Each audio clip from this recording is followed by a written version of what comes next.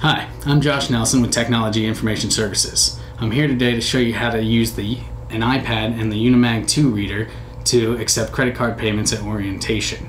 In order to accept credit card payments, you'll need an iPad, the Unimag 2 reader, which plugs into the stereo port on the iPad, and a wireless internet connection. Please be aware, if parents or students choose to pay with a credit card, that there will be an additional 3% fee added to the total of their purchase. Once you've ensured that your iPad is fully charged and you've inserted your Unimag 2 credit card reader into the headphone port, you're going to want to make sure that you're connected to the internet. So if you're not familiar with how to connect to the wireless internet, first thing you'll need to do is go to the settings. Once you open settings, you'll want to click on Wi-Fi. You'll see a list of networks that you can choose from. You'll want to choose the appropriate network for your school. Once you've typed the password in, click join, and then you'll get a little check mark next to that network, and you'll also see up at the top left corner the symbol for showing that you have a connection. You'll hit your home tab and go back out to the home screen and open up the Safari browser. At the top of the screen you'll have where you can type in the website address. You'll click on that and you're going to enter https://mypaynetapps.com and then hit go. You'll come to the login screen. Right now, if this is the first time you've gone here, it might be a good idea to go ahead and either bookmark this or add it to your home screen so that you don't have to type in that website address every time. In order to do that, you're going to hit this up arrow box right next to where you typed in the website address, and then you can either select bookmark or add to home screen. I'm going to add to home screen and then just click on add again, and that's going to give me a nice shortcut right out there on the home screen that I can get to this login page. Okay, so to log in, I'm going to enter my email address and my password, and then I'm going to click on login. Once you have logged on, go ahead and click on payment items and then select Office Terminal. If a box doesn't pop up automatically, go ahead and click on the button that tells you to click this button if no window pops up.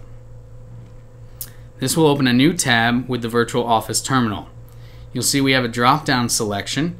If you click on this, you can drop down and select the appropriate fee. You can also start typing the fee if you know what it is to limit your options. At the moment, you can only select one fee at a time, but SchoolPay has assured us that multiple items will be able to be selected before orientation.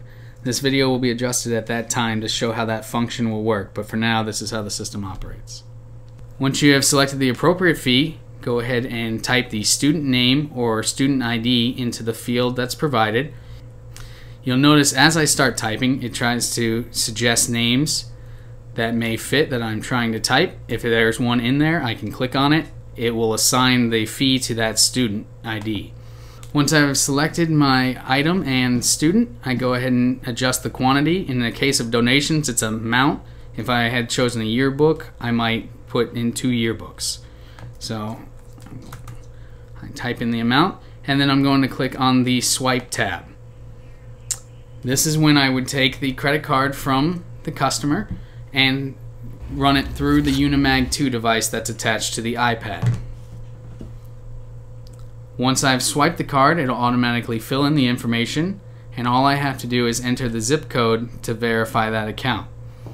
If for some reason the card will not swipe, you do have a manual option right here next to swipe. You can click on manual, and you can manually enter the information of the customer. This should only be used if the swipe method will not work. If the card has been damaged or you do not have a Unimag reader available. Manual card entries must be done at the time of service with the card present. Never write down or capture any of the information on the credit card. You should only enter it directly into the SchoolPay system and then hand the card back to the individual that you received the card from. So if you're going to use the manual option, you just fill in the appropriate fields. You'll also be prompted to enter the person's street address and then their zip code, just as if you were swiping. Once you've entered all of the information, click on the Submit button, and a box will pop up asking you to confirm payment. Verify that everything on the screen is accurate, and then click on the confirm button. Once you have clicked on the confirm button, you will be taken to a page that says payment is complete as long as the transaction was approved. If it was not, it gives you an error message saying that the payment did not go through. If the customer would like a receipt sent to them, you simply click on this button next to where it says payment is complete, and you can email them a receipt. Simply type in the customer's email address and click on send email, and this will send them a e-receipt to their email.